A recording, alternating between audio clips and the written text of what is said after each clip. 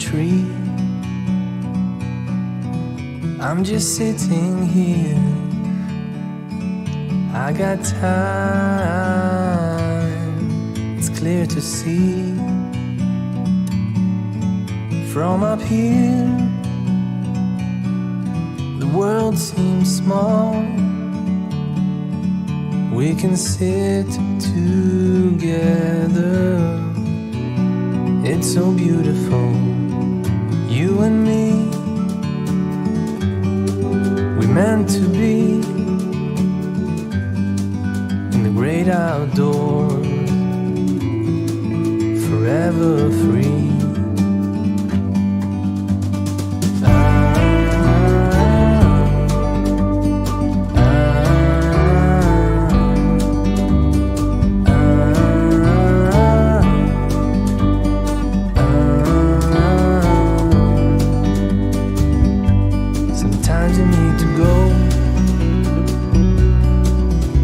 A step back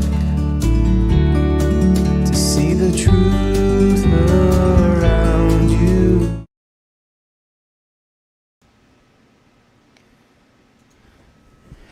Greetings, Glitter Gang. Happy Thursday. It's 2:05 on Thursday, September 30th. There already has been people mentioned finger biters in the chat. It's crazy. Expect more madness today. I'm kind of organized with the quilt, so I think maybe we'll be okay. But I don't know if we'll be okay, to be honest. There's a lot going on today. First off, it's book club. It's the last Thursday of the month, so it's book club. The book club book is not popular from what I've gathered from the chat. So we're going to discuss that. And, you know, it's funny because I felt like I finished the book really quickly. I did it in one session straight through. I started, it technically was Monday night when I started, and it was Tuesday morning when I finished. So I did it all at once, which is probably the way to do it. But we'll talk more about that. I have the books for October to remind you of. I have the books for December. I think we should not do a November book club. We'll talk about that in a second. We are doing today the continuing on with the advanced version of the Quick and Easy Fold Pocket album. Link in the video description to the album basics guide, so you can get the how-to videos on how to put it together and the measurements for all the pieces. As well as now you can get there and also in the archives. Archives are linked below as well if you want to become a member, support the channel. That the SVGs for the quilt that Shaka made are in there, in the album basics guide and in the archives. So Shaka made SVGs for the quilt pieces, as well as like step-by-step instructions on how to do it. And those are all in as a bonus, as like a gift to you guys from her. They're in the album basics guide and in the archives. You can download them and get them that way. Fran says, love the nails. Thank you, Fran. My next, I have for October, I want to do at least 2 different nail sets. Like I can talk about that also, but let me just, no, that's all the announcements. So, okay. So today's book club, the book this month was Daisy Jones and the Six by Taylor Jenkins Reid. When we're discussing it, you'll see this icon appear in the top right corner of the screen. So if you don't want to be spoiled for Daisy Jones and the Six, then you can just mute while you see that, and then you won't be spoiled for Daisy Jones and the Six. Now also, we have another one, which is the final revival of Opal and Nev by Donnie Walton rather. And this was a possibility. This was not the one that you chose for this month. And I am going to discuss it a little bit. I don't think I'm going to be discussing it in a spoilery way, but just like there may be very mild spoilers, but I don't think it'll be in a very spoilery way, but I am going to put it up there just in case. And then also I didn't make a card for this, but I will also be discussing again in a non-spoilery way though, the Seven Husbands of Evelyn Hugo, also by Taylor Jenkins Reid, because there was some commentary on, you know, she's a super famous writer. Everyone loves the Seven Husbands of Evelyn Hugo. Like, is Daisy Jones just a miss, or what's going on? I'm going to talk about, so I'll be talking about 3 books today, in addition to working on our quilt. So our quilt from last week is here. All right, so this is the quilt panel. This is it has a right side and a wrong side because of the hearts. So there is there's a right side up on it. And this is one of 4. I've only done 1. I have 3 more to do. We're going to work on them today. Now, I'm going to move my bacon presses because I don't think I'm going to need them. At least I hope I don't. And what I've done, just to hopefully make things go a little bit faster, is I kind of set myself up the pieces and printed them out. And it's probably too faint for y'all to see. Maybe you can catch it like right there. Oh, there you can see it. I put a 1 pixel wide light gray lines for the diagonals on these, so I can just cut them with scissors or a ruler or whatever when I need the diagonals. So I did that to make it easier for myself. I think by the time that they've been cut and glued down, you won't see that gray line at all, so I'm not worried about it. So I have enough of these to do 4 panels, because it's 2 to a sheet, and of course we'll do 1 at a time, and hopefully this will make it, first of all, use a lot less paper in terms of like cutting up all the papers that I need, and then also it'll just be a lot faster is my hope, but who knows. All right, so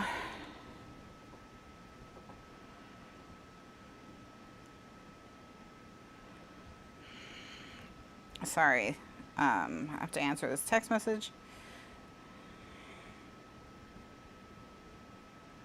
All right, sorry. Oh man, okay, so let's talk about the books for October, December, and why I don't think we should have a November book club. And the reason why I don't think we should have a November book club is because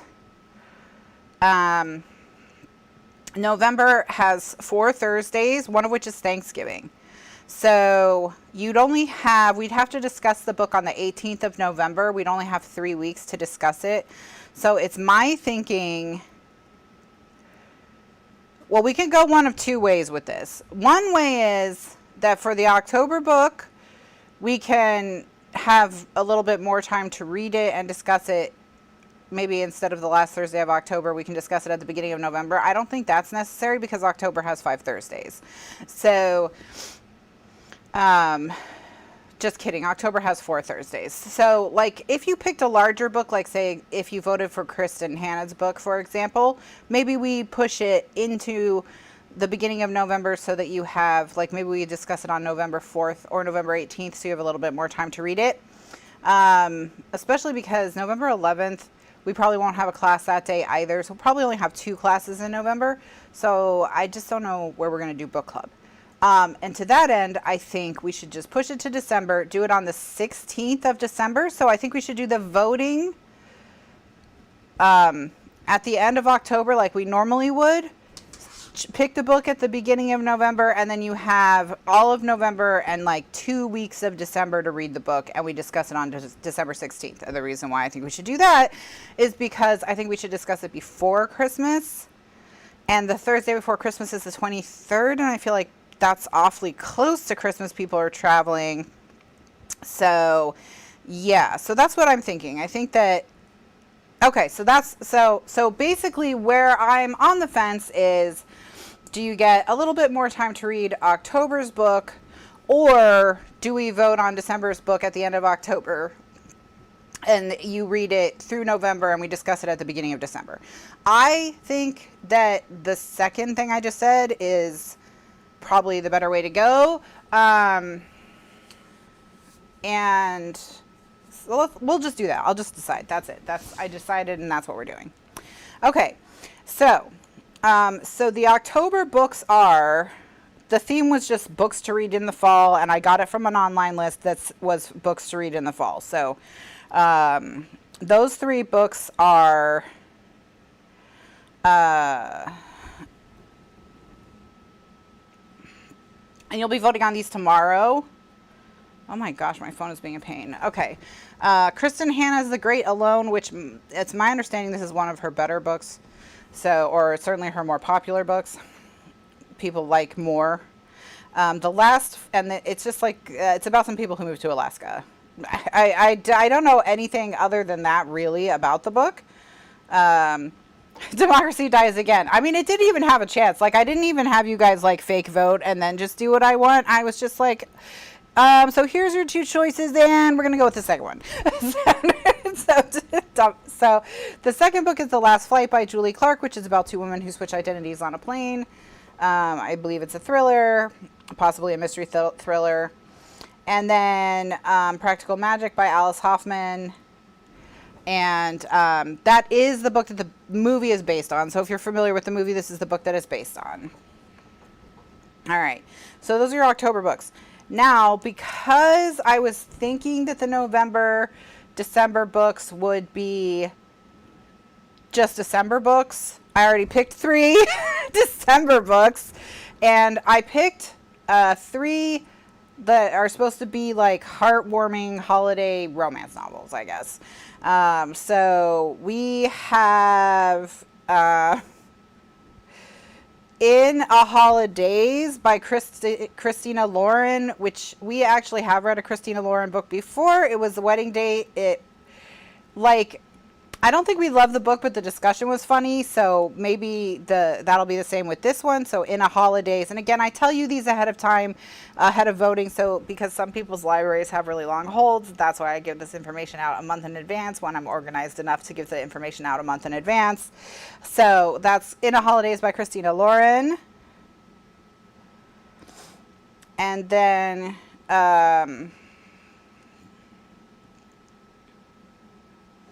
we have Royal Holiday by Jasmine Guillory, and this is you'll see that it's listed as a 4th book in a series. The books are standalone. It's like an anthology series, so we don't have to have read books 1 through 3.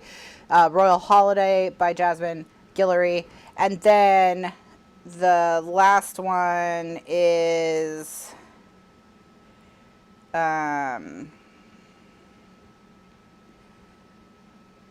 okay, This Time Next Year by Sophie Cousins. This Time Next Year by Sophie Cousins. Okay, so those are the 3 books we'll just call it December, but we're going to do it at the beginning of December, so you're going to mostly be reading over November. So it's November/December.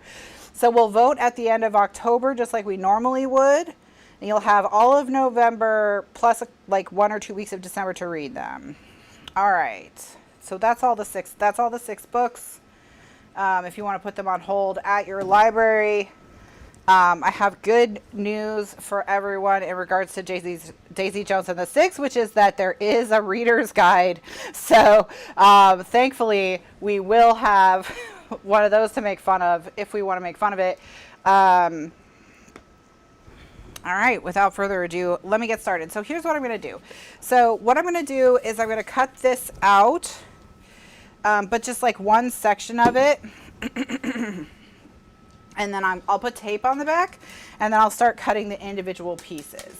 So And I'm going to get my big ruler because this paper is 13 inches. So, you know, I need my bigger ruler to go all the way from one end to the other because my other rulers are 12.5. All right, so there were plenty of people who mentioned not loving Daisy Jones and the Six on Facebook. The question is, was there anyone who just loved it? Just loved it. Like it's a new fave. And, or I guess just liked it even. Just, if you just liked Daisy Jones and the Six, you know, did you, if you rated it 3 stars or up, let me know. I want to know what level of like vitriol we're dealing with here. So, in the chat. And again, it got mentioned on Facebook. This is an incredibly popular book. So, we are, anyone who doesn't like it is in a minority as far as I can tell from the interwebs. Now, I discussed this a little bit last week.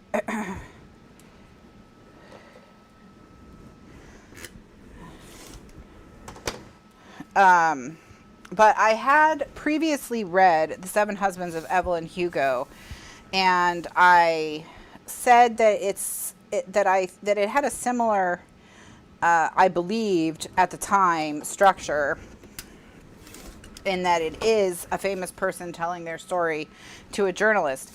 Now, having read both books now, I can tell you that they do not have the same structure. So they are very different.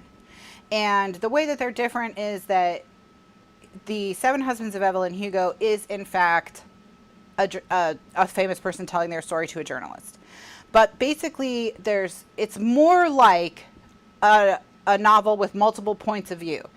And that you have 2 points of view. You have the journalist, and you have Evelyn Hugo. And so, when you're in the present day, you are in the journalist's point of view, and the journalist is talking to Evelyn Hugo, and you see everything from the journalist's point of view. And what'll happen is, you know, the journalist will show up for one of their sessions, and with Evelyn Hugo to discuss her life or whatever, and then, you know, they'll talk. And when Evelyn starts telling the journalist her story, it's just first-person narration of the life of Evelyn Hugo. So it reads like any first-person narration book.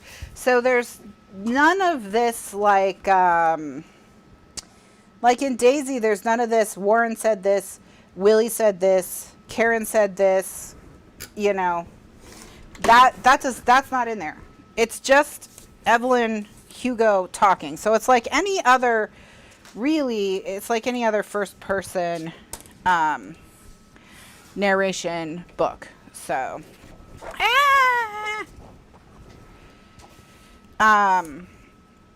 so in that sense, you don't have any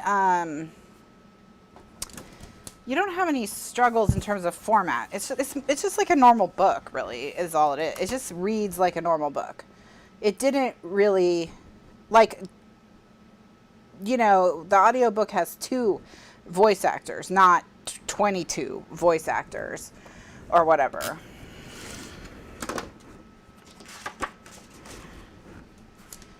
I'm not going to put the book icon up until I'm actually like talking about the book talking. So, because the purpose of the book icon is for people who need to follow the tutorial or what's going on to know that I'm talking spoilers about the book, to mute. So I'm going to try and keep the book icon down when I can. All right, so in the chat, there's the suggestion that instead of taping the backs of this, I should tape the paper. I think that's a good idea. My only concern is how flimsy that paper is and whether or not I can put tape on it without warping it. So it's really a question of my skill. By the way, look what I found. These are eco-friendly Post-it notes. And really they're just tiny whiteboards.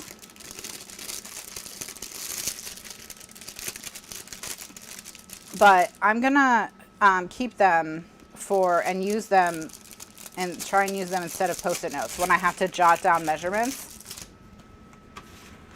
So hopefully they'll be useful. All right. I'm gonna put them in my notebooks drawer. Maybe if they're in there, they'll remind me to use them. All right, let's try to get tape on the piece of paper and see if I can do it, since I do have one. Actually, I have two cut because I messed one up, but I think if I start off the paper and go across, then that'll do it, and then just trim it. That's probably the best way, but we'll find out if this is about to be a disaster.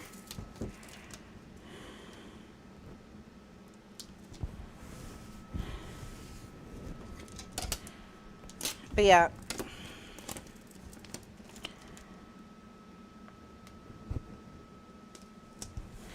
And another reason to start off the page is so that your tape doesn't begin or end in a critical crack, because the quilt is designed in kind of 2x2 squares for the most part. And then for this little edge right here, I'll just put 1/4 inch tape.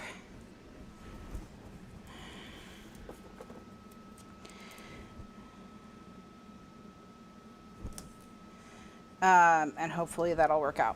So if you were wondering, you know, if you read the premise of Evelyn Hugo and you saw how popular Taylor Jenkins Reid is, and you thought maybe you would try Evelyn Hugo, you know, just know that you're not going to be dealing with the same structural format issues as you are dealing with in Daisy Jones and the Six.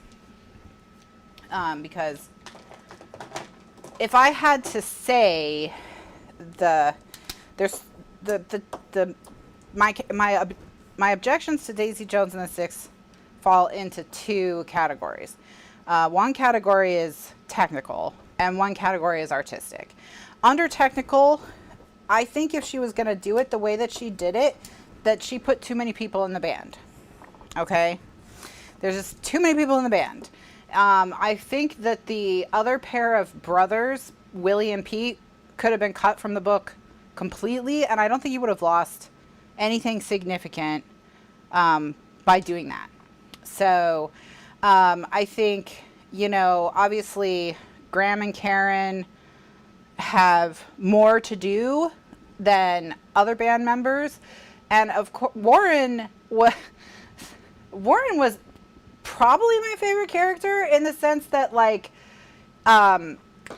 anytime anyone thought that something was a secret, Warren was like, it was the most obvious thing in the world, and he always knew exactly what was going on with everyone at all times and did not care.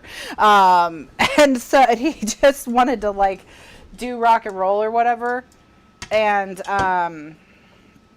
yeah, so I think you can keep Warren, you can keep the Dunn brothers, get rid of Willie and Pete right off the top for sure. But even that, you know, you still have tons and tons and tons of characters, like the different agents. And I have to clean this because it has adhesive on it, so I'm just going to clean it with an alcohol lens wipe.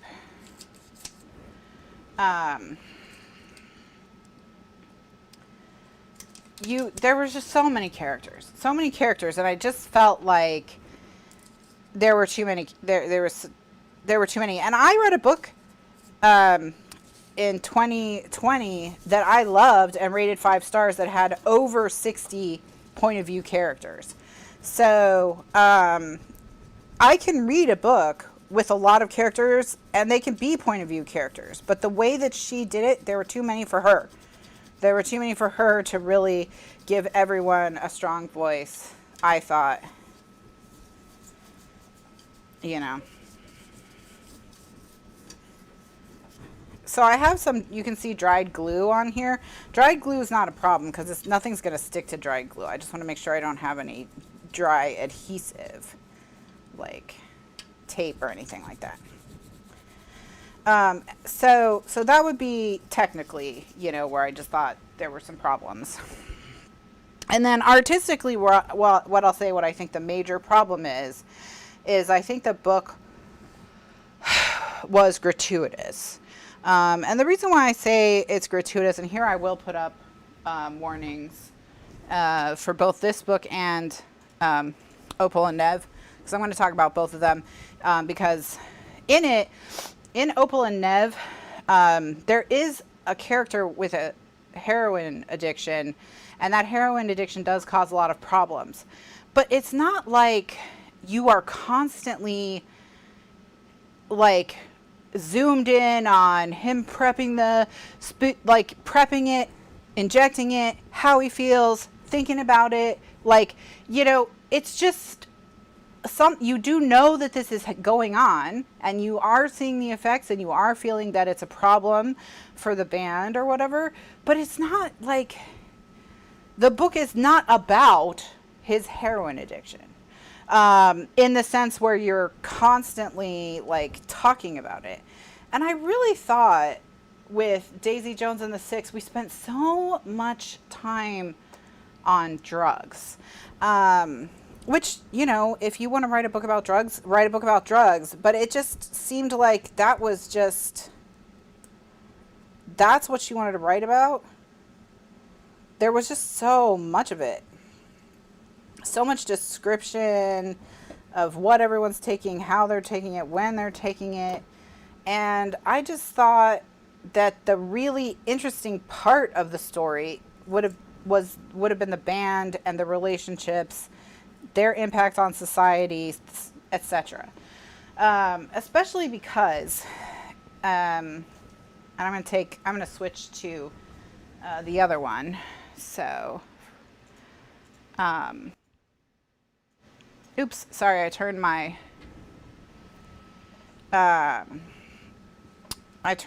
mic off for a second there, but I got it back really quickly. I don't think you. So that was my issue, and the reason why it's so annoying to me is I absolutely love behind the scenes stuff. I like to know how movies are made, albums are made, like whatever. Like, I like the behind the scenes. This is how this industry works, you know. And which, by the way, that is well done in Opal and Nev. And by the way, Opal and Nev is a much better book. So, and it is told in this, you know, we're talking to everyone style, but there's a lot fewer people they're talking to. So there was better editing in Opal and Nev, in my opinion.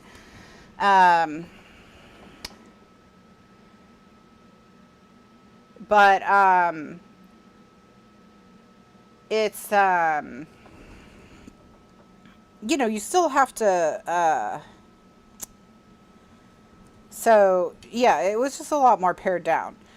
But, you know, I was kind of, I would say almost, you would think I would be predisposed to like Daisy Jones and the Six, because I think Stevie Nicks and Fleetwood Mac and the era of Fleetwood Mac, that is Stevie Nicks and Lindsey Buckingham, I think is the best. Like Rumors, which is basically Aurora and Daisy Jones and all the problems they're having when they're recording Aurora. That's very clearly, to me, was a metaphor for Rumors by Fleetwood Mac. And like, even like, for example, Rumors was recorded in 3 separate studios, Miami and Los Angeles. So it was, you know, they weren't in the same place. And for the song You Can Go Your Own Way, which is the big breakup song between Lindsey Buckingham and Stevie Nicks. Well, Landslide is kind of her take on their relationship disintegrating, and then You Can Go Your Own Way is his take on their relationship disintegrating. But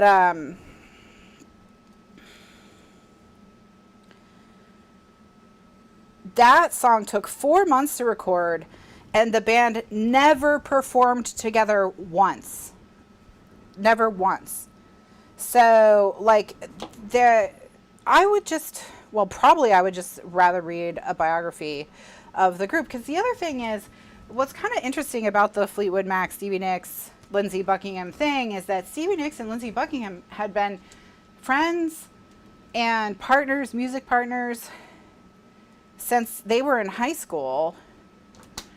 And, you know,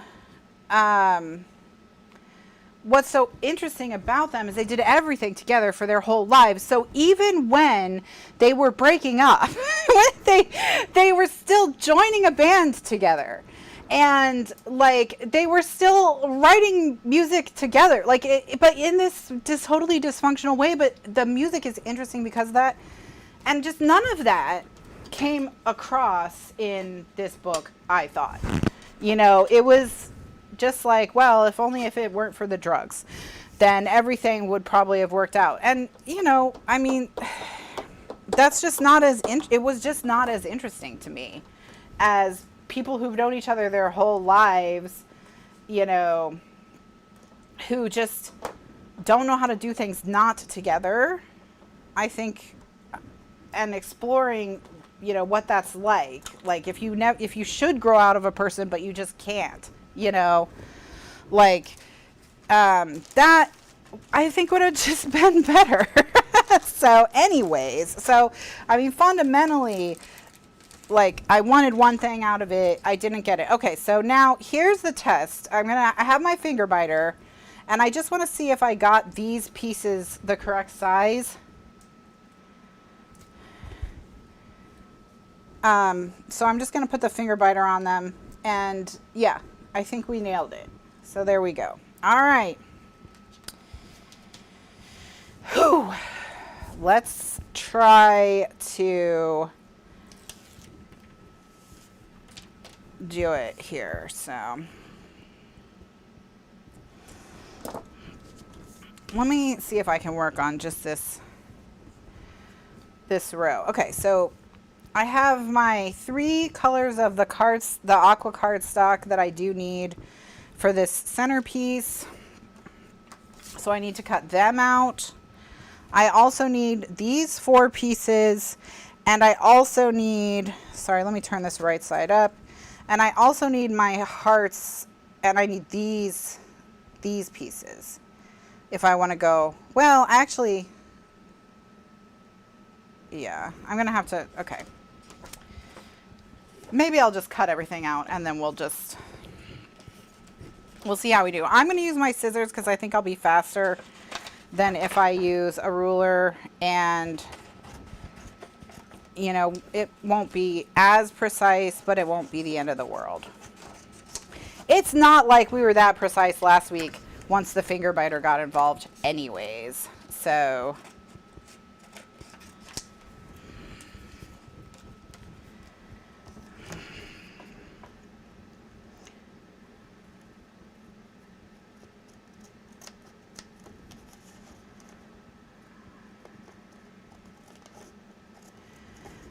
I don't know. I just thought it was overall very gratuitous in terms of the fixation on everyone's drug problems. And again, I don't want to pretend like musicians haven't struggled with substances, but we don't need to wallow in it, or at least I don't want to wallow in it, I would say. That's not what I would prefer to do when I'm reading a book. You know, you can have stuff like that in a book and not have it not be the like #1 focus of the book. Or it could even be the main problem, the main conflict of the book, but still not like done in the way that she did it, I would say. You know, so there was just something about how she did it where it just felt like all I'm reading about is these habits, when there's so much more interesting stuff that I could be reading about.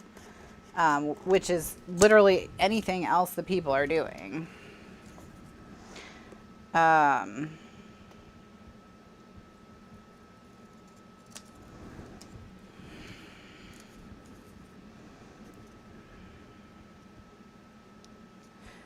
Fran gave it 2.1 stars, and Gretchen wants to know what the extra 0.1 is for.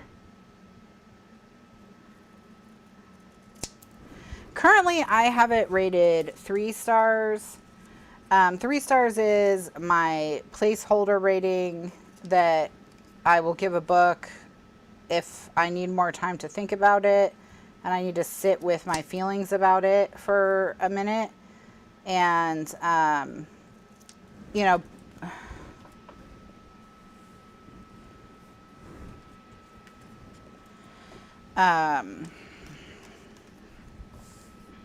So Judy says what interested her is that there's a lot of hype on YouTube about the author, people referring to this author as their favorite author. Well, she's written a lot of books.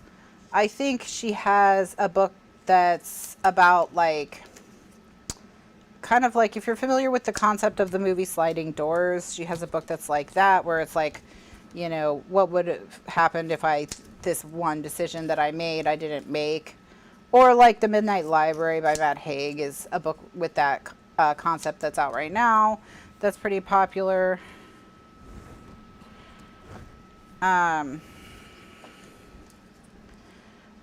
having said, like, overall, the main thing that I thought was the biggest problem with the book, which is how much time we spent on drugs and drug culture. I will say that I couldn't stand Billy Dunn. I don't know what was the big deal. And also, the author said her favorite character is his wife, who, what's her name? Karina? And I'm like, how? Like, is she even in, like, what does she even do in the book? Like, she periodically comes in and gives, like, 2 lines of advice to someone and then leaves. Like, that's her main thing. I mean, she's basically, like, you know, the fairy godmother or whatever. I mean, she didn't even feel like a real person to me. So I don't know how she could be your favorite character. And then she said that Warren was the most fun to write, and I can feel that for sure, because Warren was definitely, for me, was my favorite character, and I thought was the funniest. And the only band member that really needed to be there, other than the 2 kind of couples. I mean, not that Daisy and Billy were a couple, but...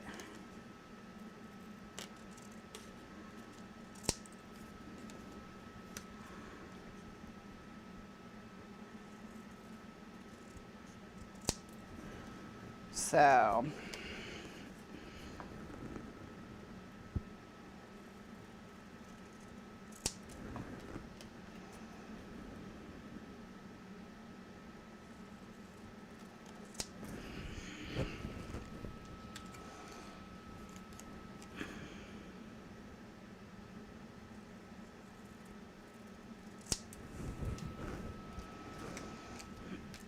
and I mean, I'll just also say that I don't particularly enjoy Benjamin Bratt, so it was not a great pairing for me. I do really like Jennifer Beals and Judy Greer, though, and I thought Judy Greer really did a good job as Karen. And again, in a more normal book, we might have seen more interaction between, like, more meaningful interaction between Karen and Karina, and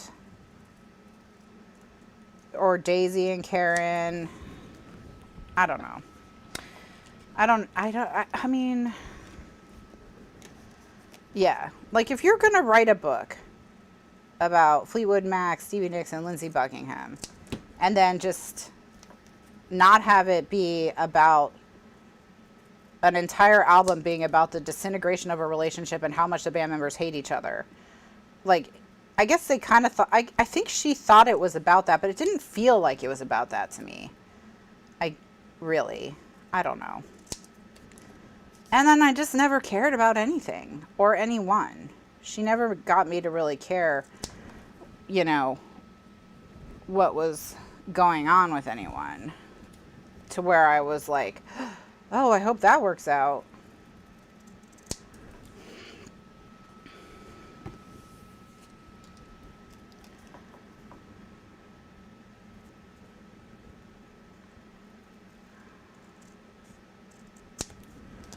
But, you know, I like Pablo Schreiber.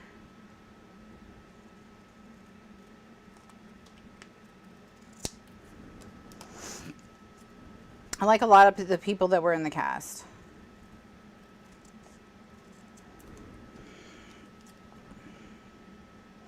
And maybe it would be better as a TV show, but I don't know. I mean, I think it would be better than a TV show in that a TV show wouldn't be doing it as an interview style. Like, there's no way a TV show made about this is going to be people sitting around a table chatting with a journalist. So, in that sense, a TV show would flesh out all the relationships in the way that's missing in the book because there's no interaction between the characters. So, I suppose a TV show could improve it, actually. There's a possibility. I don't know how much I would be interested in checking it out, but... So what are your all your thoughts?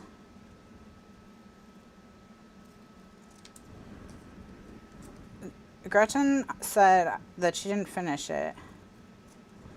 So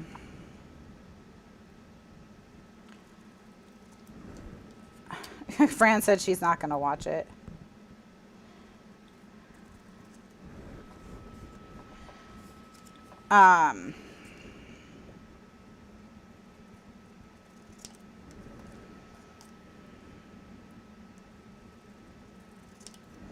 Yeah, I don't feel any, like, really strong need to watch it.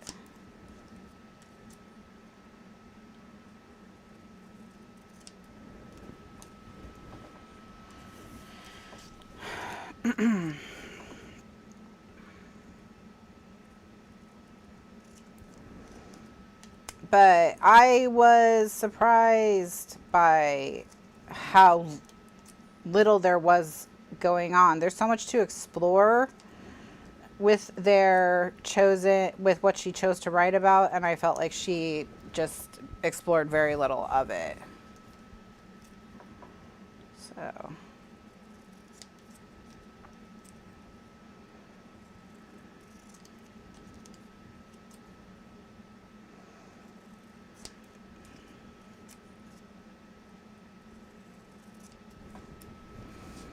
all right, almost done. So with these, I do need to cut them in half first, because I didn't draw myself lines. I only drew myself diagonal lines. I didn't draw myself the vertical and horizontal lines that I needed to turn these into triangles. So it's like I was thinking, but only so much. Hi, Daisy.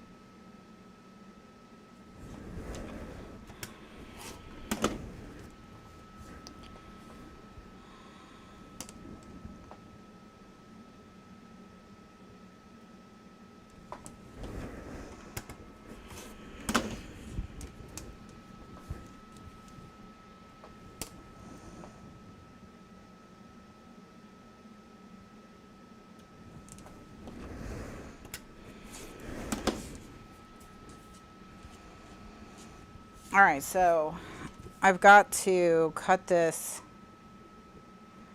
in half this way and then this way.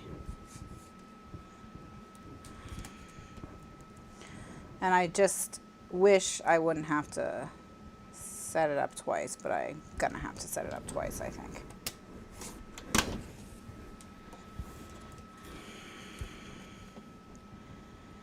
So yeah, I think a lot of the hype for Daisy Jones and the Six started with The Seven Husbands of Evelyn Hugo.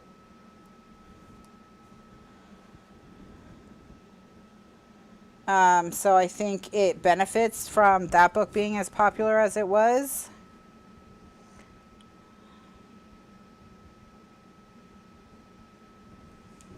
But I don't know.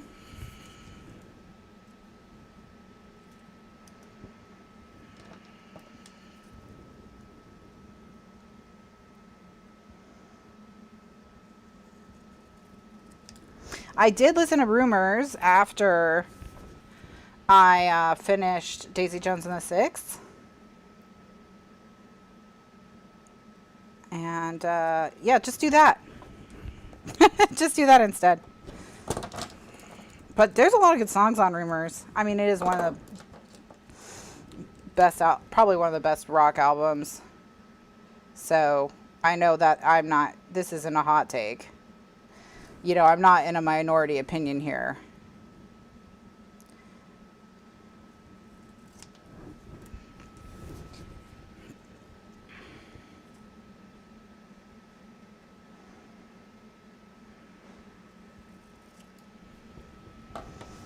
All right, so I have my little pile of light blue triangles. Now I need to make a pile of medium, or that's medium blue. These are the light blue.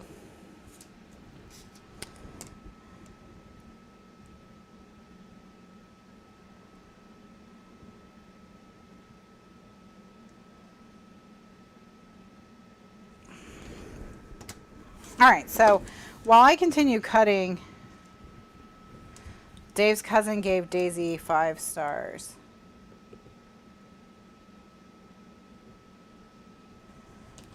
Interesting. Yeah, I don't think it's a 5-star book by 8. Even if you, like, I mean, even if you didn't have any content objections, just, there's just too many band members, there's too many voices, or maybe there's, it's not too many voices. Like I said, I read a book last year with over 60 point of view characters, and I was able to keep them all straight, without an issue. So, you know, maybe it's just the author.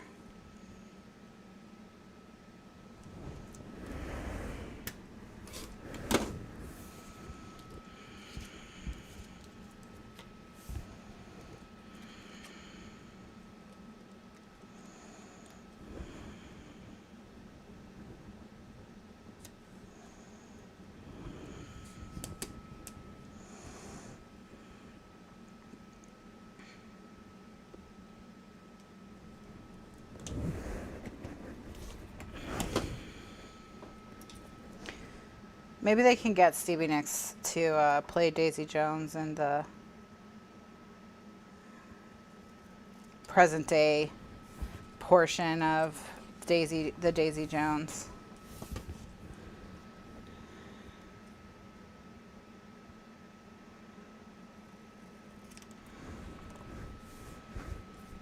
Movie / TV show, whatever it's going to be.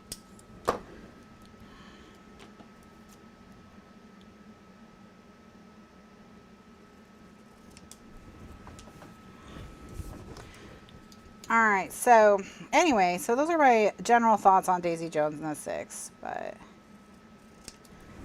like I'm trying to even remember like anything that happened in the book that wasn't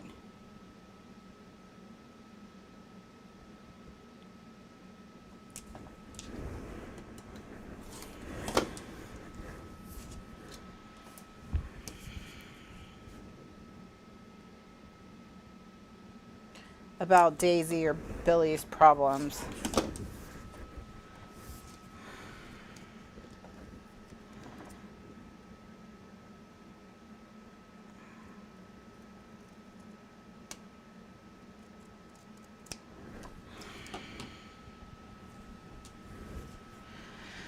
Oh, goodness.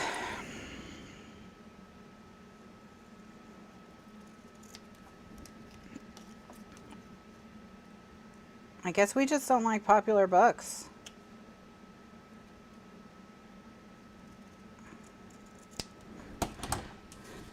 Because, you know, I don't pick a lot of unpopular books for these book club votings. But for some reason, it doesn't always work out.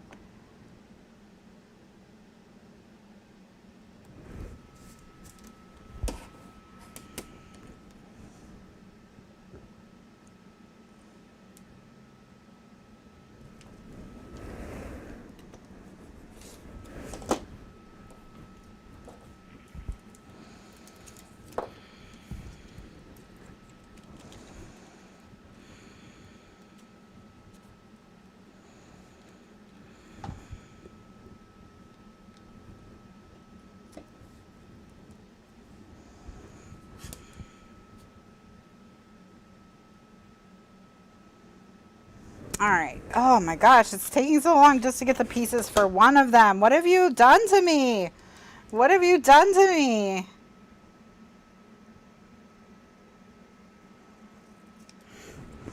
You monsters. All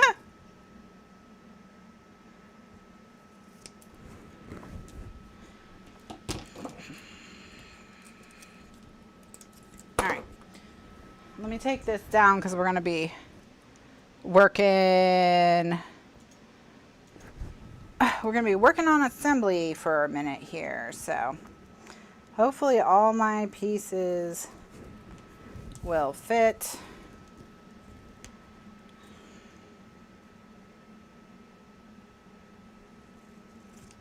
All right, now I'm gonna start. Let me pull this over. Okay, so the first piece I'm going to stick down is this one, and I'm not going to sketch out my thing because I don't think I need to this time. Oops, this is crooked. Maybe I should have sketched it out. That's true, it should go together faster.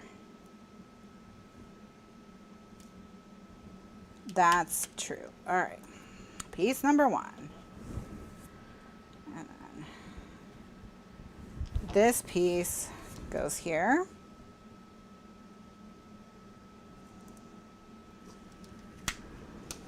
And I'm going to just fold part of this edge back to just expose a little bit.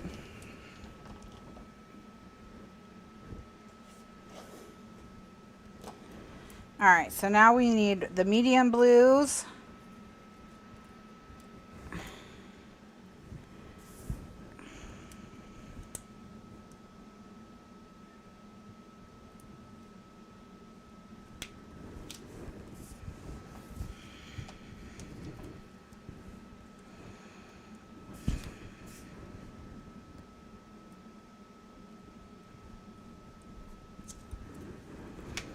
All right, and then we need 4 of the light blues. 1, 2, 3, 4.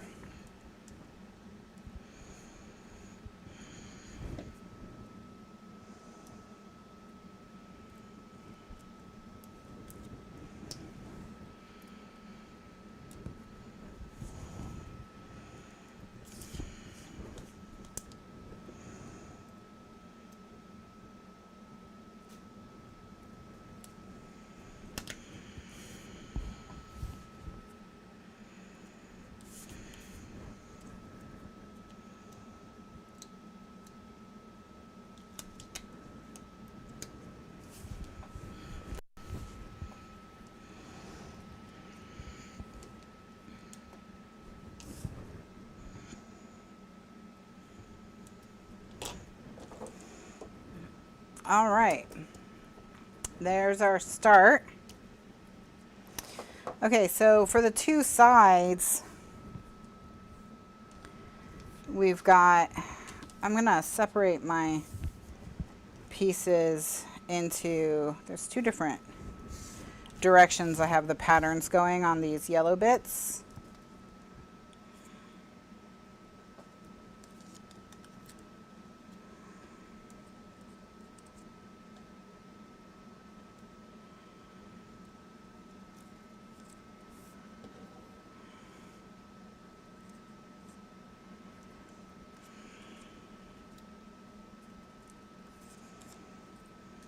And I thought I put, oh, this one has a gray line. I have to find the ones that have the gray lines. That one has a gray line. Because I don't want to glue the gray lines down in the whole pieces. So these ones are whole pieces, but these ones are cut apart by gray lines.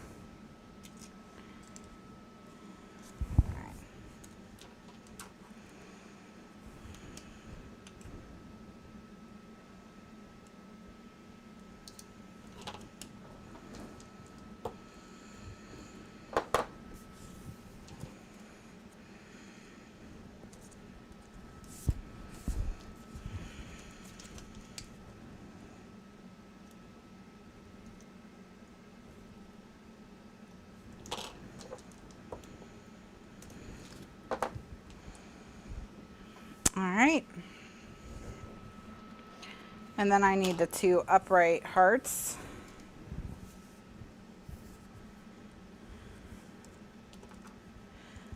And they're gonna go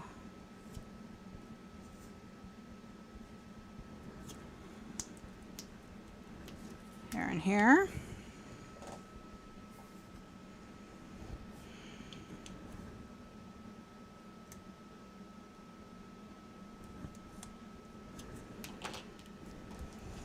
All right. So there's a row. Now we just need to place these.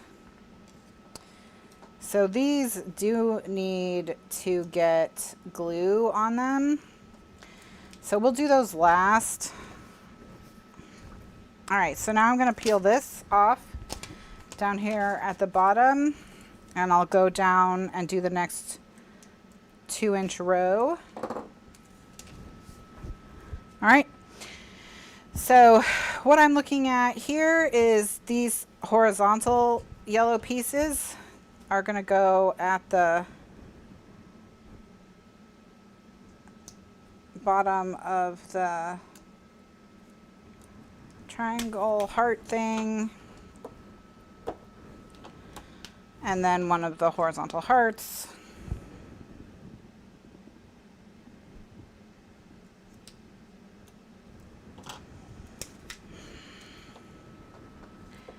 All right. So next we've got the gray bits, which I haven't even cut out the gray bits yet. Just kidding. I thought I was done. I thought I was done. Not done cutting stuff out.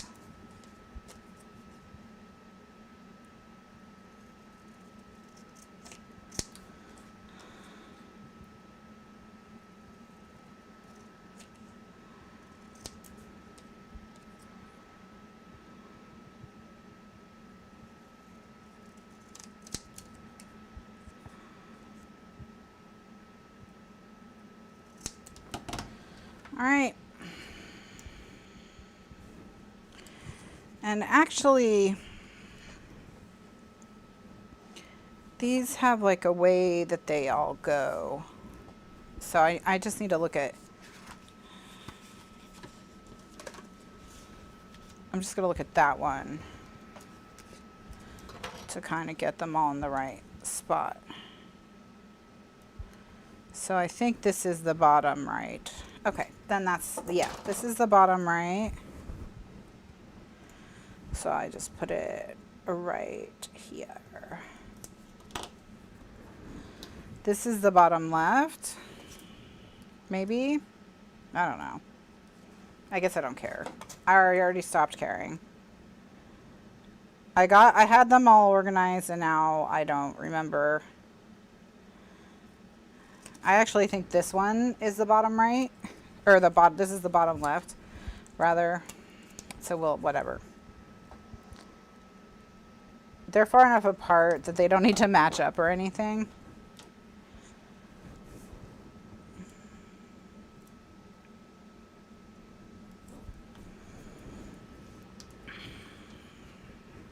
Okay.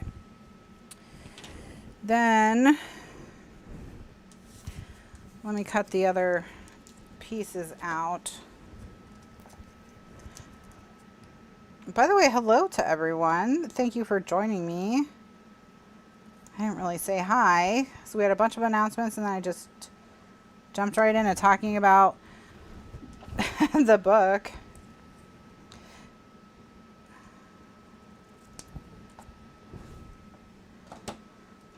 All right, so those two we'll use later. All right, so these we need now, in that I have to cut this in half and then cut the triangles. So let me just do that.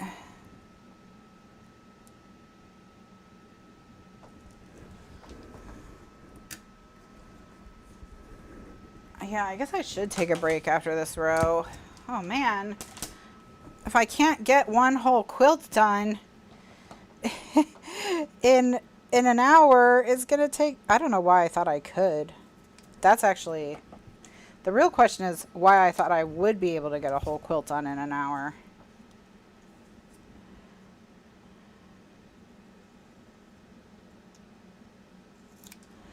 All right. This one I cut a little bit crooked, but it's okay. So, oops. Where?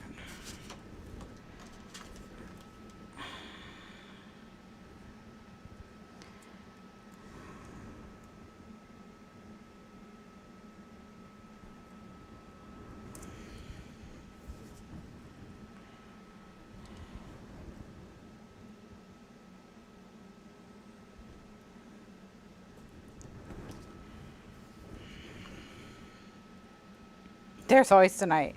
It's true. It's true.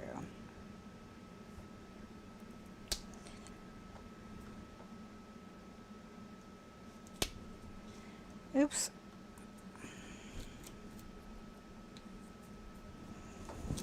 Oh, great. Okay. So this one I have to reapply and the backing tore. So what I'm going to do is I'm going to take liquid glue and I'm just going to put it on the part of the back that's stuck to it. And that'll allow me to stick it down.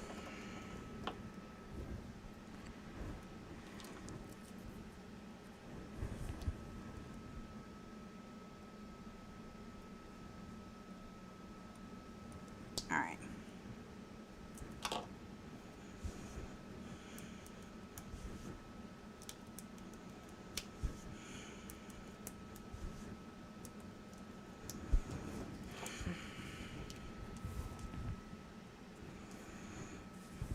All right.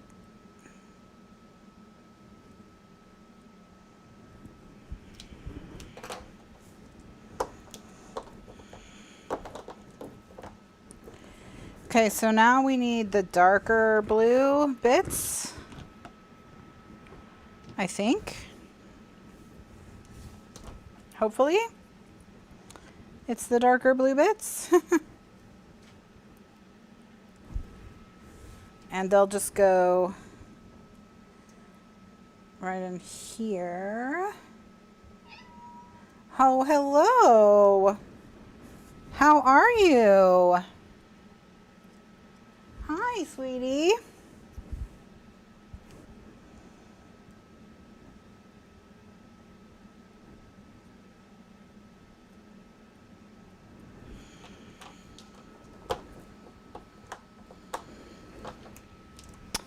All right. And we'll do the other side.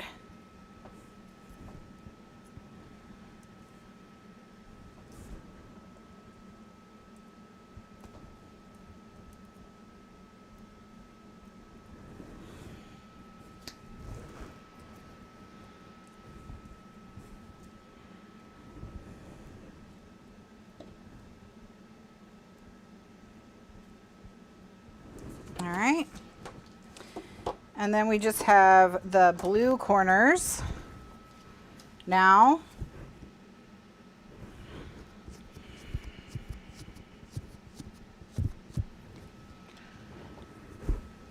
Tiny cat, are you going to just sit over there and be grumpy? Are you going to come say hi to your friends?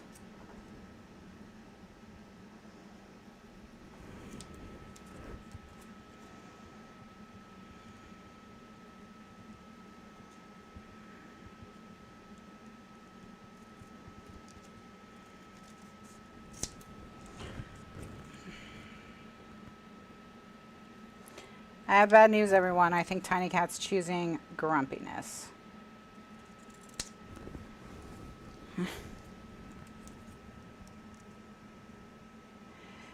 I'll finish sticking this down. We'll do a recording break and then I'll try to lure her over here.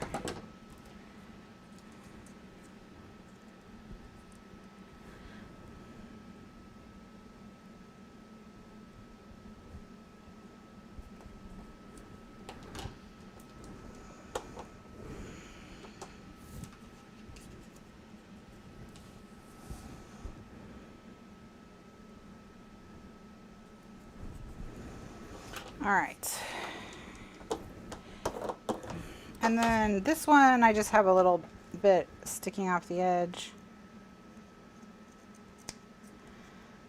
because everything's not 100% perfectly square.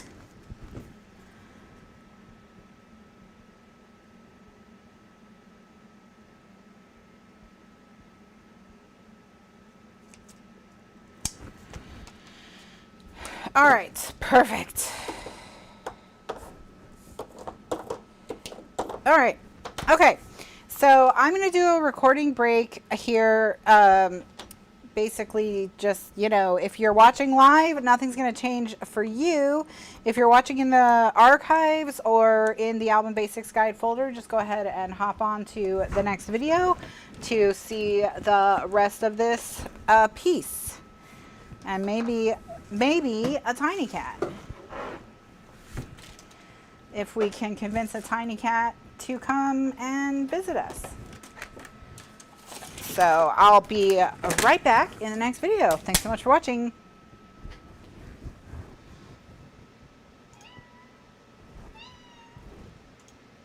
Greetings, Glitter Gang. Happy Thursday. This is the second recording of the afternoon show on Thursday, September 30th. We are continuing on with the quilting. Tiny Cat's gonna come. I think she's gonna come visit us now. Come on. All right, you can come over here. Come over here. Come on the desk. Is this in your way? Can I move that for you, Your Majesty? If I move that, will you come over?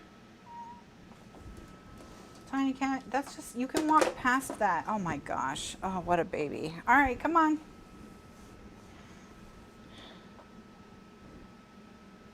Come. Oh, she's sniffing my bag. So Stormy must have been up here doing scent marking my bag of tools.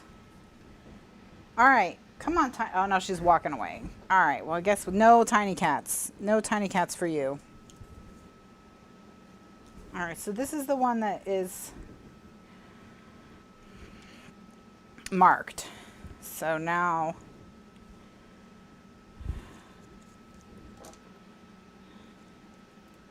it's too hard to go around things. I know. She acts like an extra step is going to do her in, you know? Like, that'll be the thing that does her in.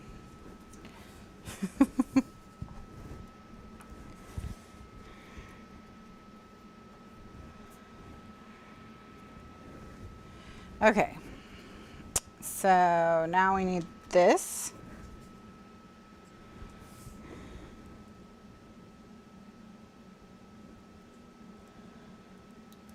And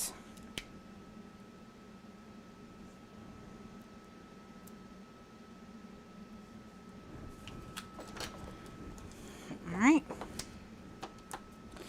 Okay. Then these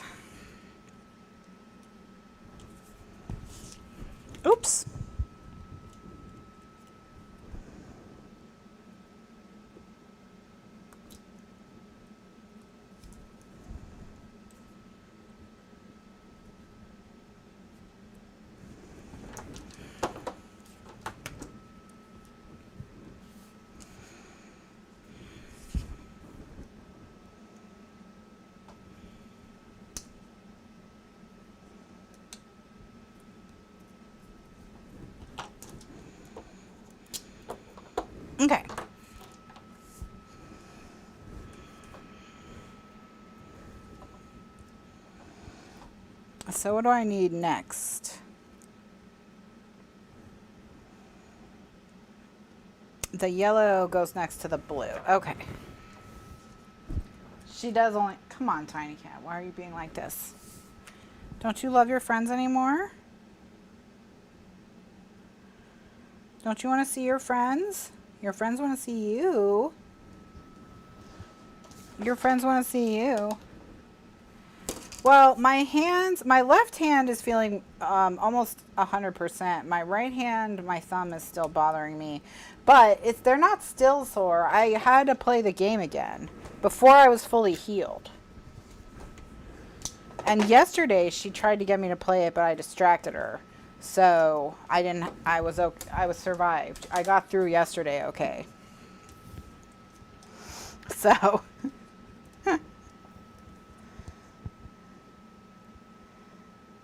We'll just say these are my fall gloves, maybe. These may just be my fall gloves.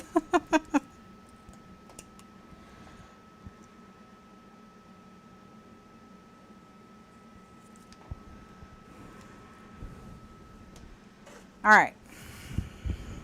So now we're going to put the yellow.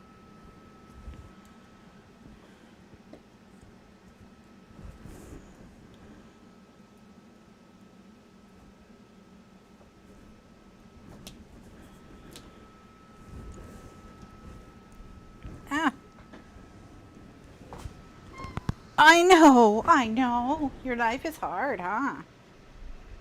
Tiny, hard life. So small. So weak because of so few steps. So weak. Here, I'm going to move this.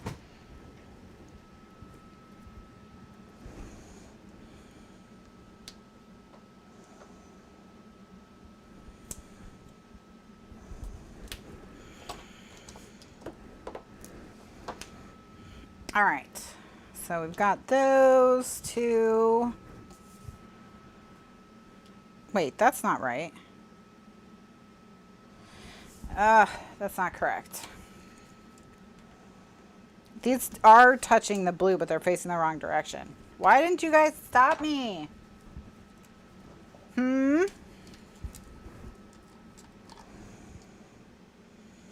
You're just too relaxed. You were too relaxed.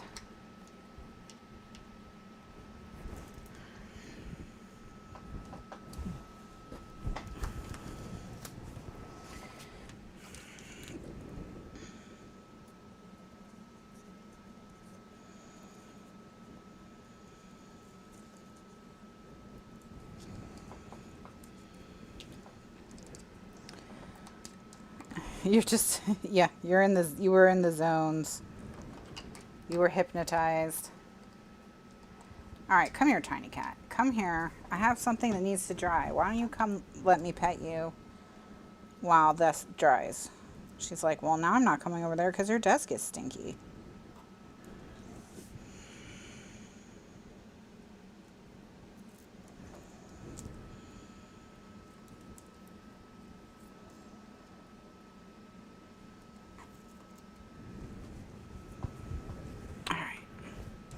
So what I'm going to do is I'm just going to let this rest a bit, and I'll work on these while it rests, and I'll finish cutting these as well.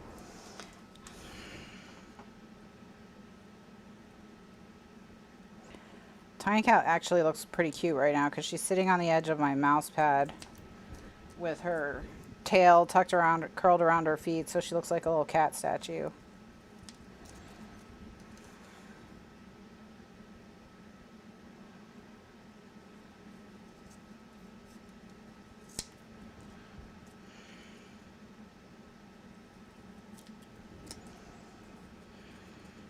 But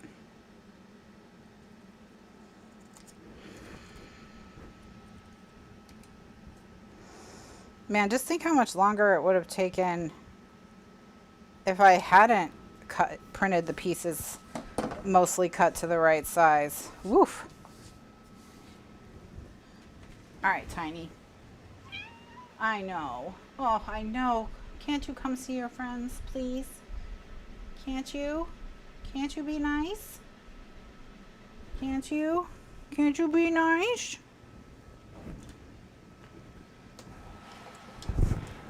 Here. I'll turn my piece so you can sit. Okay, now, I have said a number of times on this show that you can put tape on top of glue, but you can't put glue on top of tape. And that is mostly true. You can put glue on top of tape, but only if the thing you're putting the glue on is 100% taped. So the reason why you don't put glue on top of tape is because glue can warp the paper that it's on. And if it does that, it can pull the paper that was taped down away from whatever you taped it to if there's a gap between, like, say, 2 lines of tape, and then that makes what looks like a bubble. All right, but if you just taped the whole thing down, you can put glue over it and it'll be okay. So that's what I'm gonna do.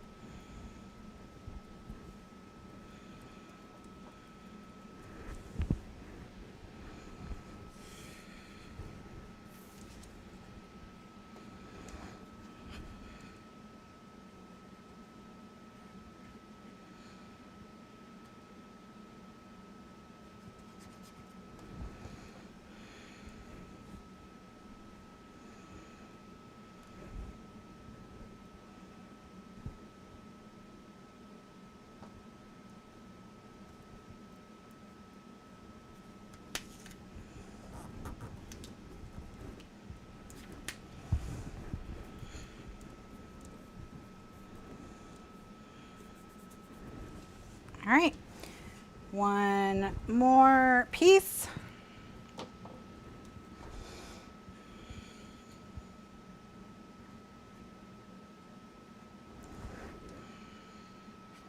And then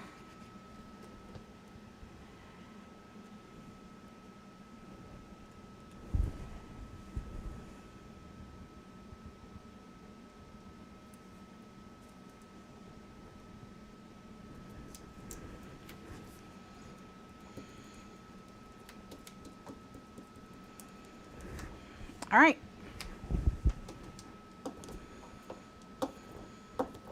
Okay, so now hopefully, well, I won't use those pieces. They're still a little damp. So let me use the 2 that didn't get stuck down the first time.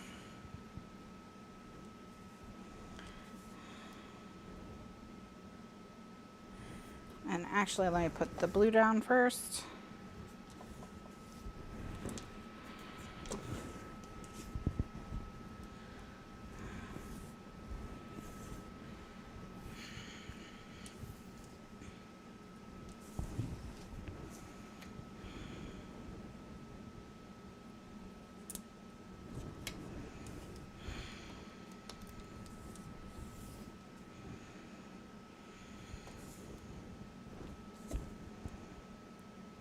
Wow, that blue I just put in the wrong spot. Oh my gosh. Where is my brain? And why is it so tiny?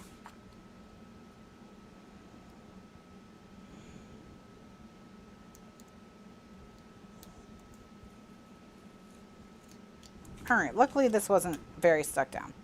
So we're okay.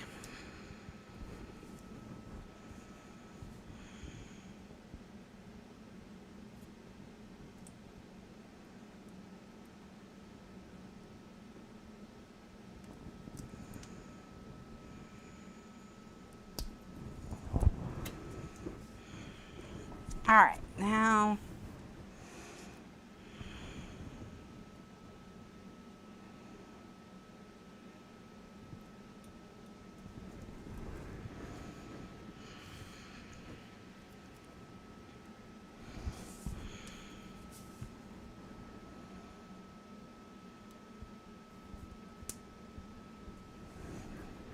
there we go.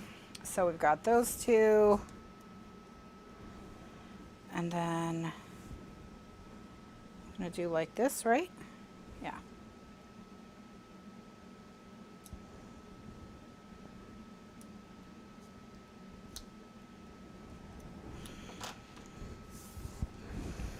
And I'm trying to talk and trying to concentrate, and my brain is not capable of both. I can either do this quilt right or I can talk about stuff. So I cannot do both. I cannot do both.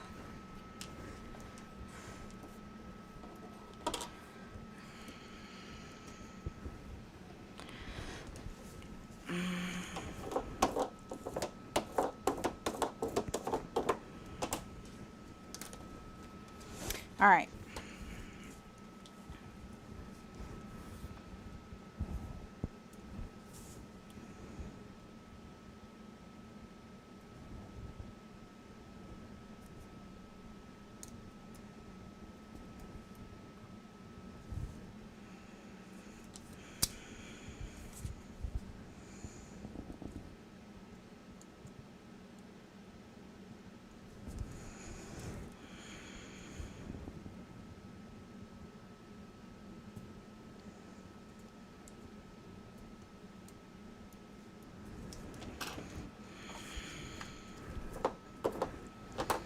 All right, I'm just gonna trim this edge just a scooch.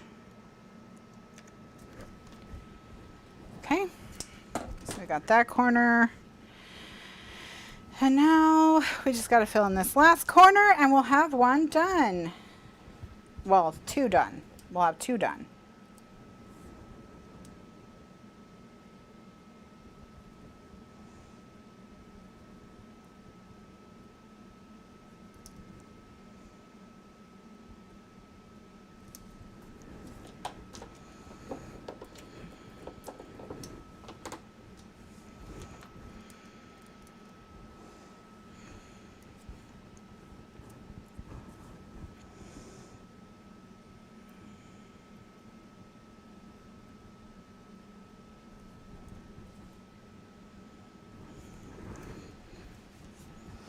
All right, we're about to make a page. It's complete.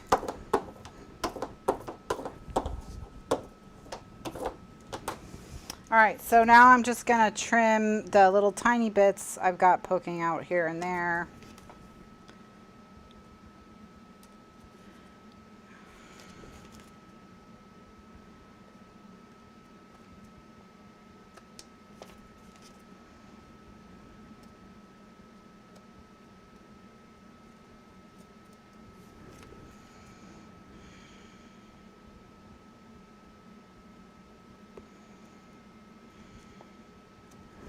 All right, and now to finish it off, all we have to do is ink the edges. So before I do that, I'm just gonna, one more time, I'm gonna burnish it very well.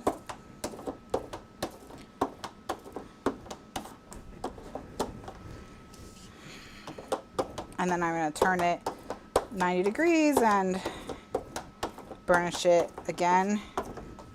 Okay, and then I'm going to ink it, and then I'll stick the two of them side by side so we can see everything coming together.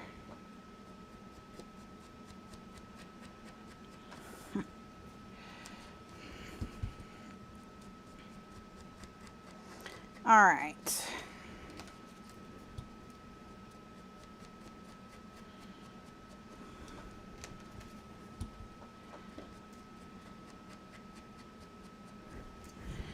So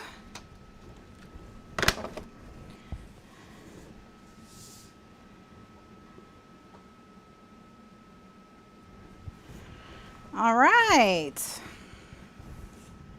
Ta-da! We've got 2 pieces of a quilt. Amazing. Isn't that amazing, Tiny Cat? Oh. Tiny Cat, why are you so mad? Huh? Why are you so mad? Okay, so we have half an hour left. What I'm going to do is I'm going to stick these 2 to their respective pages. And then maybe we can and then do the stitching. I don't love that I have extra pieces, but I think I'm just bad at counting. So I do have extra pieces, but I don't have any holes, so I think I'm probably fine.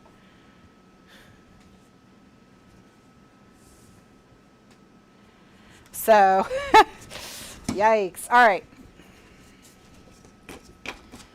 All right, so what I'm going to do is I'm going to cover these 2 with tape, and then we're going to stick them to their pockets, and then we'll do their stitching. Now the good news is they look the same. So, ooh, here's how they look next to each other. That's how they're going to look in the book. Very sharp, very sharp. All right, Tiny Cat. This is ridiculous. They're going to think you don't like them. Hmm?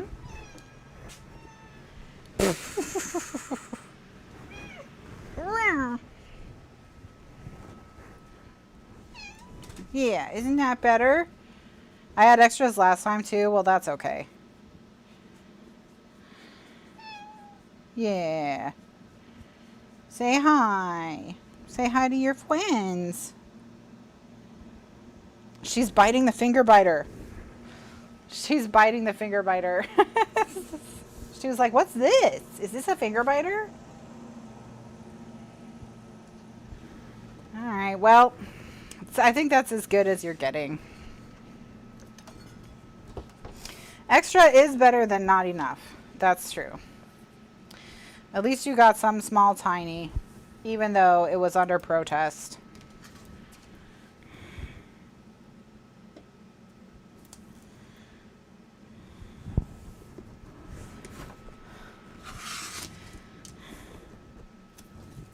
Put the extra pieces in the IKEA leftovers drawer. Is that what you do if you're a quilter? Then do you make quilts out of all your leftover pieces? Or do they just pile up forever and ever?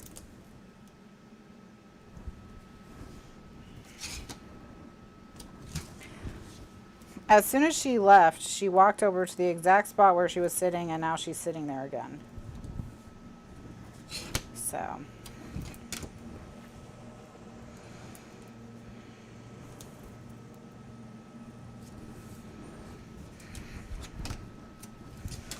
All right, so there's one.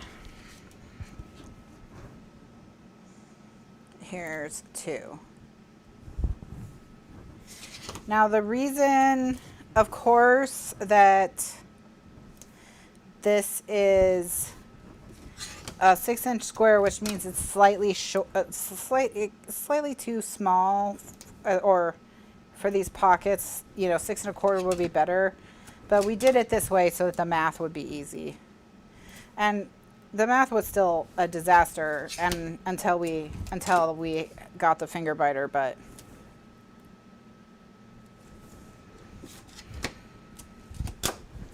once we got the finger biter, everything was okay. Everything was okay. Okay.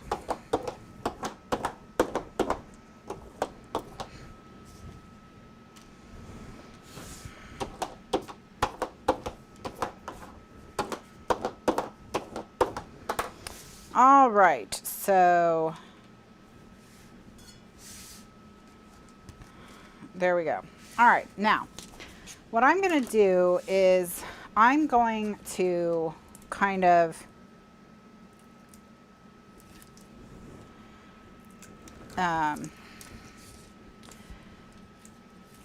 give my best practices for doing stitching. I don't have a ton of faux stitching tips, but I do have some.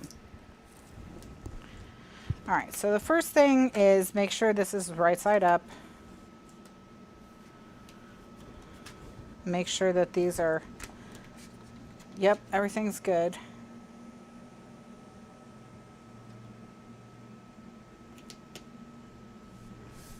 Okay, now that I've stuck it down, and I'm gonna burnish it.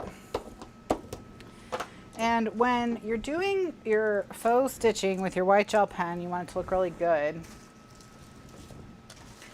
I'm just gonna get a scrap of paper here to make sure my pen is working well, because I don't think it is actually.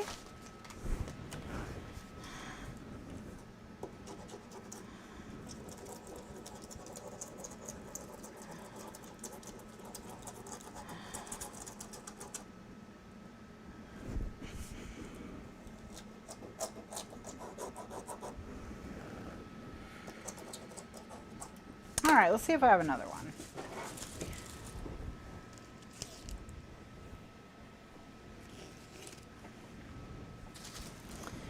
All right, I have a drawer labeled pens, which has one more in it. Okay. I don't know what your deal is.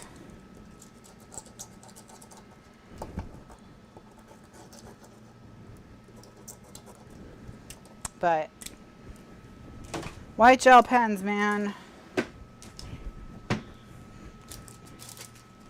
One day someone will make one that just works, right? Okay, now, when you are doing stitching and you want it to look perfect, you got to start in your corner. Okay, and you do those first. So if you want to know where you're going to put these, I'm making a diagonal between the corner of this and the score line, and that's going to tell me where that needs to start.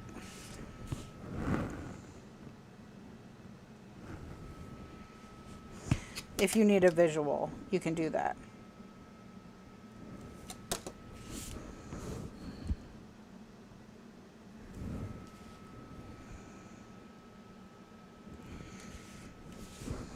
All right, this is probably the most important thing, because once you've done that, then what you can do, what I like to do is I like to come out like 5, 6 stitches off of each line.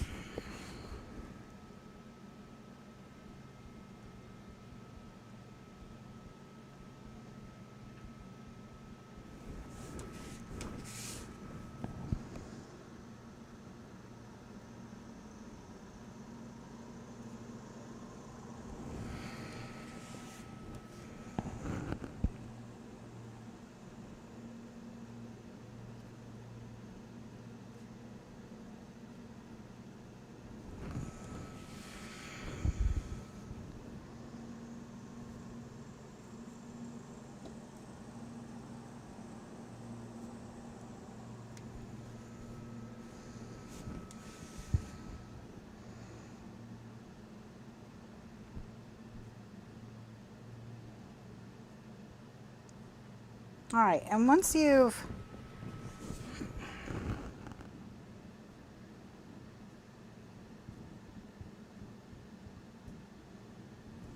got those, then you can just connect the lines.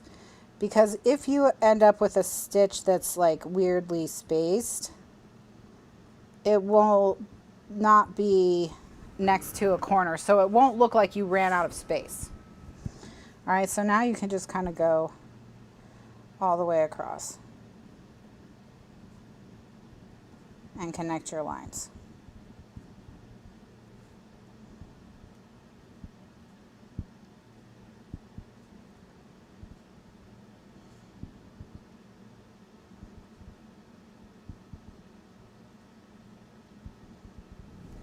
See?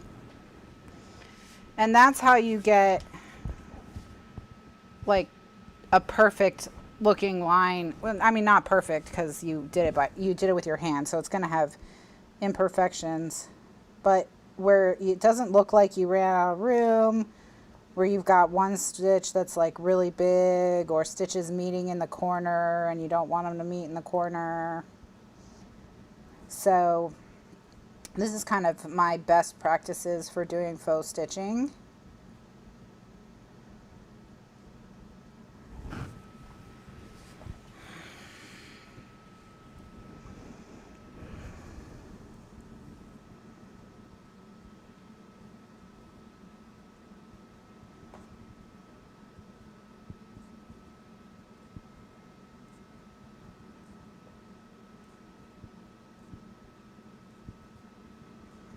And it doesn't really take that long once you've got your sort of corners in place, because you can be kind of fast.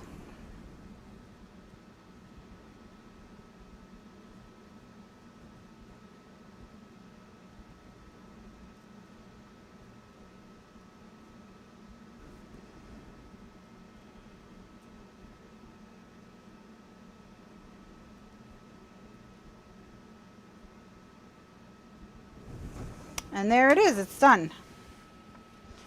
So this is how it looks. Let me fold its little bits back.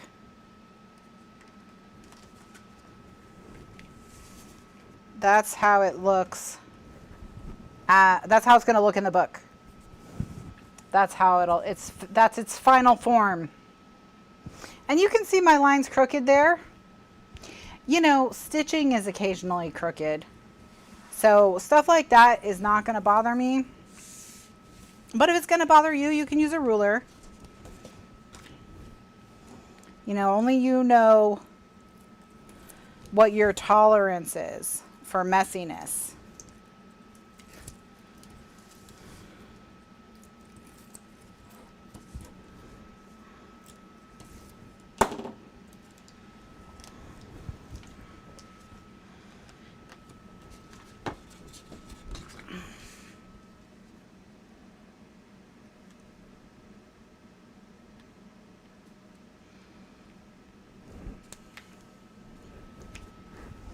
All right, so I've got that in place.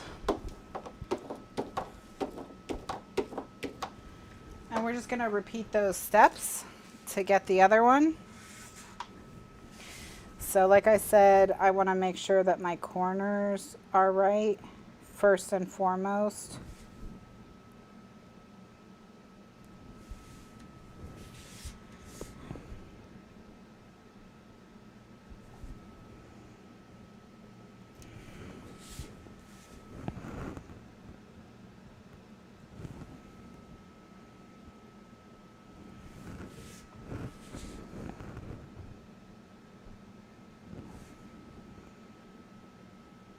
And then once I have my corners, then I do my corner dots.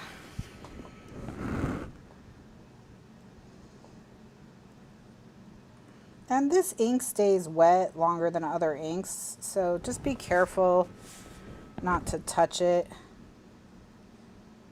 because you don't want to smear it. And I use the Uniball Signo Broad. That's what I use, the Uniball Signo Broad.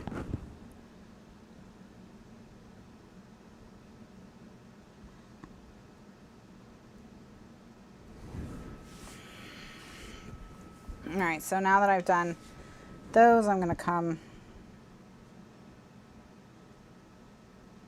do these.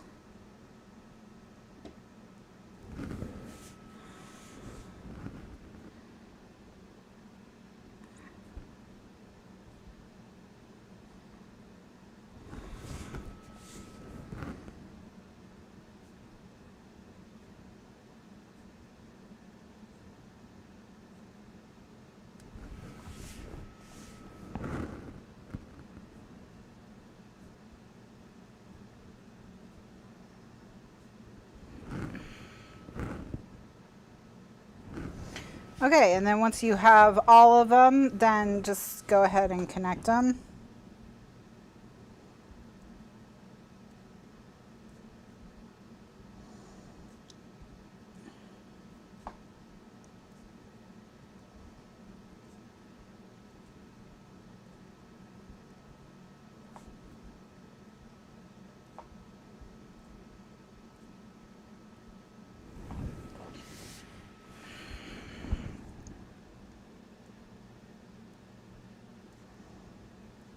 And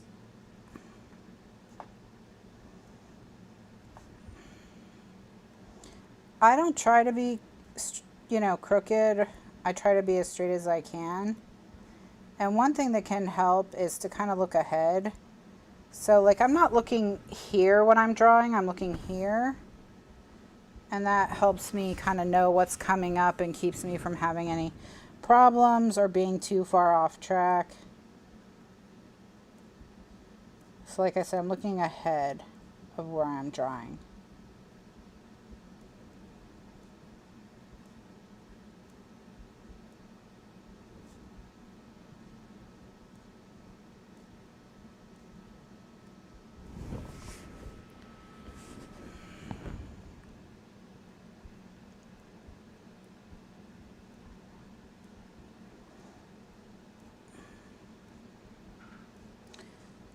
And if you have a sewing machine, you could just sew it. You just have to make sure that you're only sewing through this layer of cardstock so you don't accidentally sew anything shut. Oh, I guess you couldn't because of this. You'd have to sew it before you put this on, and then you could sew it. All right, well, that didn't take as long as I thought, so we still have 15 minutes left. But these are, let me get them all folded.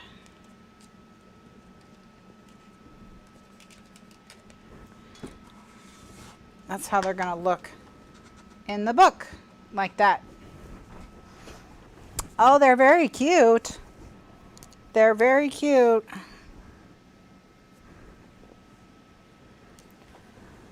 Very, very cute. Okay. All right. So we've got 2 of them done. So we're halfway done with this layer of the book, which is not too bad. Let's see if there's any good discussion questions in Daisy Jones. All right, the book is written in an oral history format. Why do you think the author chose to structure the book this way? How does this approach affect your reading experience? May we see them laid in the book? All right. Wow. Okay. Let's see.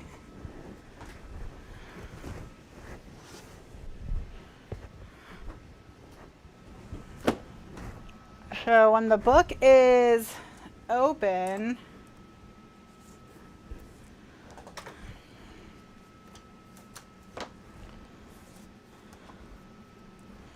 so they go on the backs of a page. So actually they'll be in the 4 corners. So you'll never see them all together. They actually will go here and here. Wait, no.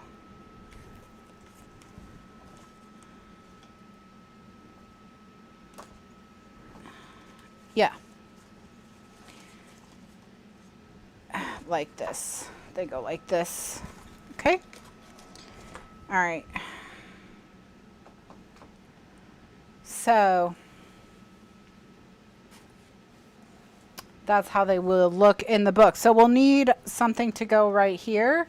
I think something turquoise for them to pop, you know, because they lay over a piece of paper. So I think something turquoise. Maybe the floral.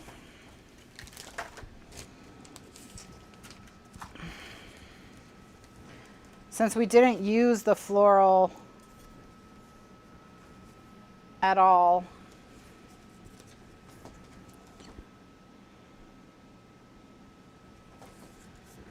is the way to go.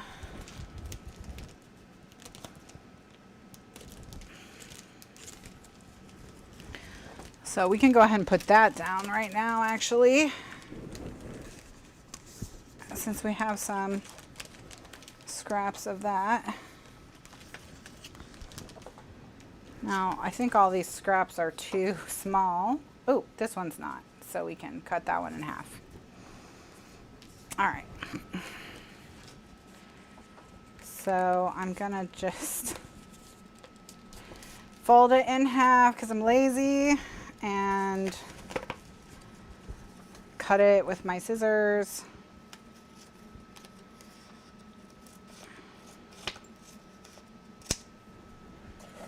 And then that'll go right here.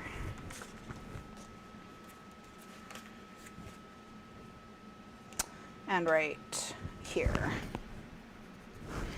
All right, so yeah, let's go ahead and ink.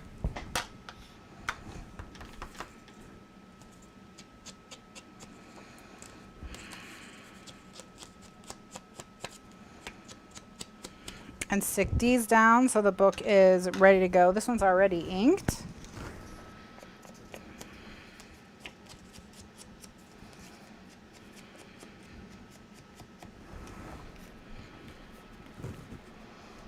Oh, I forgot this was shedding.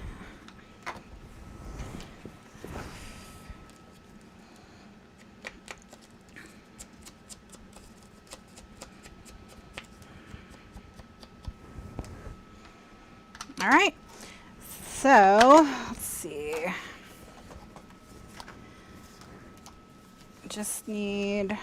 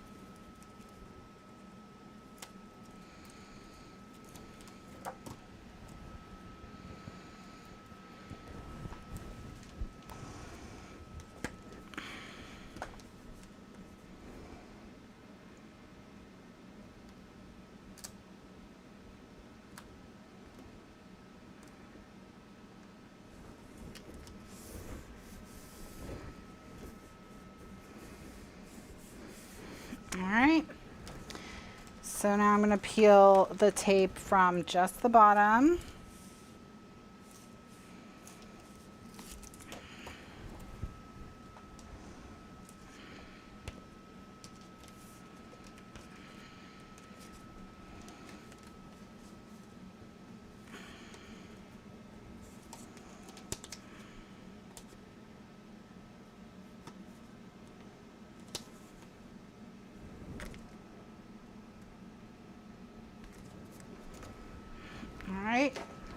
Burnish, and then flip it back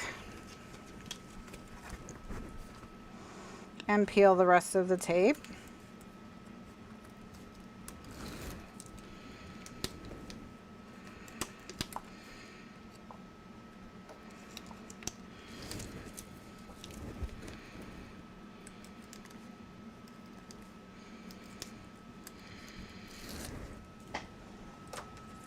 All right. And then just make sure that this is closed when you stick it down. Because you can always come back in and tuck in the sides, which I just did. And now our pocket is complete.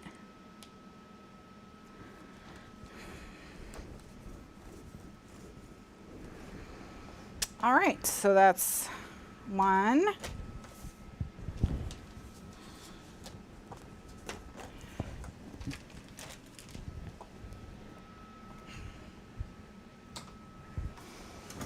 And Now we'll do 2.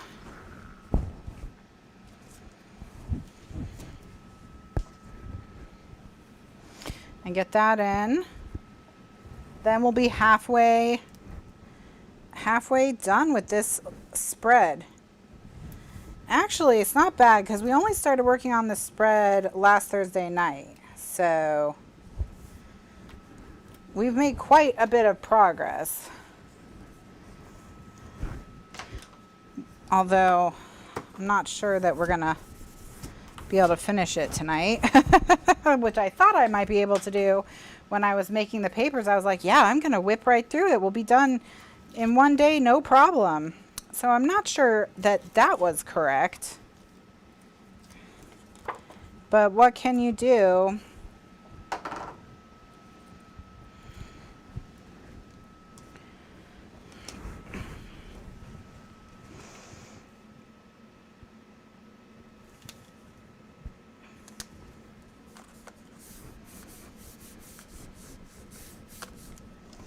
All right, so there's that. I'm gonna just put this down on top of it. Once again, just start with the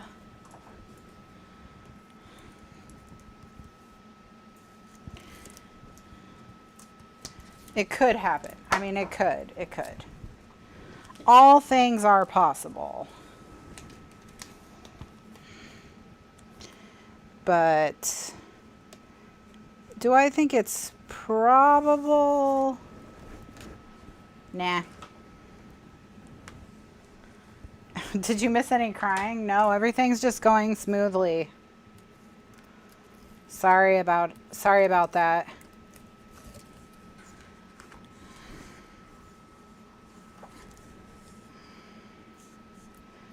I mean, I did make a mistake, but I just fixed it. So it was not that. It was nothing catastrophic.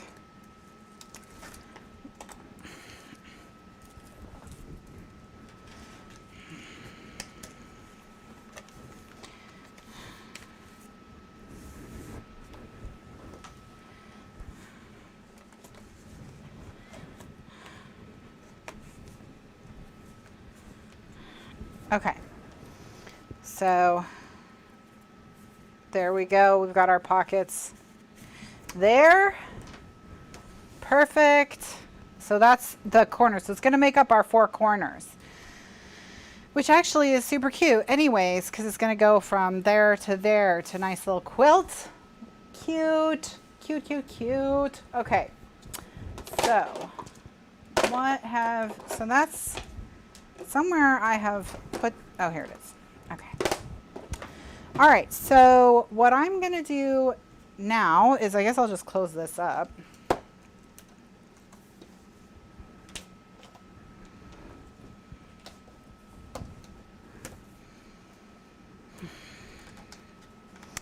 Because we are done with this for now.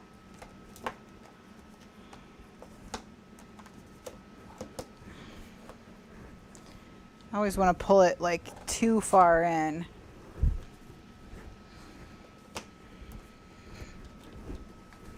All right, so I'm going to set this to the side, and I'm going to leave these out because we're going to be using them tonight. So I'm going to put them over here with the finger biter, and I'm going to put these scraps in my bag of scraps, but these I'm going to just recycle because I don't need them, since I clearly have more than I need on my sheet.